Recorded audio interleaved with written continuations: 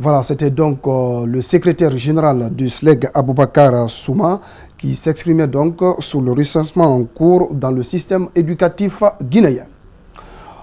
Actualité encore dans ce journal, l'Ordre national des pharmaciens de Guinée entend déclencher une grève pour dénoncer la vente de faux médicaments sur le marché. Un préavis de grève vient d'être adressé aux autorités à cet effet. On écoute à propos le secrétaire général du syndicat des pharmaciens de Guinée. Je vous prends au mot, la grève va changer. Au moment où on est là ensemble, le syndicat et l'ordre des pharmaciens du Congo-Brazzaville viennent à peine de suspendre leur grève. Avant eux, c'était le syndicat et l'ordre du Maroc et de la Tunisie. Ça veut dire que c'est les seules possibilités qui restent aux acteurs de la santé que nous sommes pour récupérer le monopole de notre profession. Docteur Manizé Collier, secrétaire général du syndicat des pharmaciens de Guinée, il s'exprimait par rapport à cette grève en vue dans le secteur.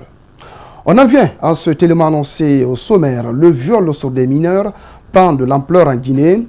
Un maître coranique est sous le verrou de la police judiciaire pour viol sur une fille de 16 ans. L'acte s'est produit le week-end dernier à Kakimbo, dans la commune de Ratoma.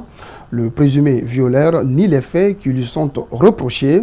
Les ONG de lutte contre les violences basées sur le genre s'en félicitent. Les détails avec Ouminatou Sidibé, Ibrahima Souma.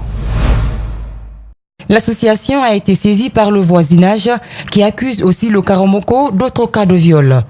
Celui-ci avait été arrêté ce lundi et relâché par la gendarmerie d'Amdalaï. On a contacté le PM3 de Matam. Donc on a suivi le dossier jusqu'à aujourd'hui. Hier soir, la fille a finalement avoué qu'elle a été touchée par le monsieur parce qu'ils étaient venus vraiment prêts pour nier l'affaire. Donc nous on a forcé la situation jusqu'à ce que la vérité est sortie et maintenant l'affaire est dans les mains de la justice. Pour Raja Idrissaba, la famille du présumé violeur a voulu négocier afin d'empêcher toute poursuite contre lui. Mais il y a eu beaucoup de négociations des imams pour vraiment plaider et demander que ça soit résolu à l'amiable et tout, mais ça n'a pas été le cas parce que nous, on s'est fixé comme objectif de lutter contre toutes les violences basées sur le genre, spécifiquement le viol sur mineurs.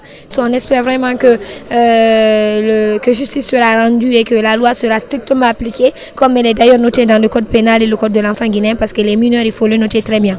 À la direction des investigations judiciaires de Matam, le présumé violeur a refusé de se prêter à nos questions.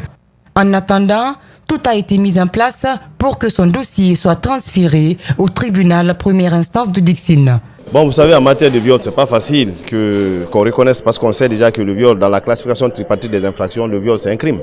Donc, c'est pas facile qu'un monsieur vienne dire librement devant l'officier de police judiciaire que c'est moi qui ai violé. Donc, dans un premier temps, ils ont mis à bloc les faits, mais n'empêche que nous, on envoie le dossier devant, surtout qu'on n'est pas tenu au résultat. Selon un rapport gynécologique, la fille a été vraiment violée. Un autre vieux d'une 60aine d'années aurait violé sa petite fille.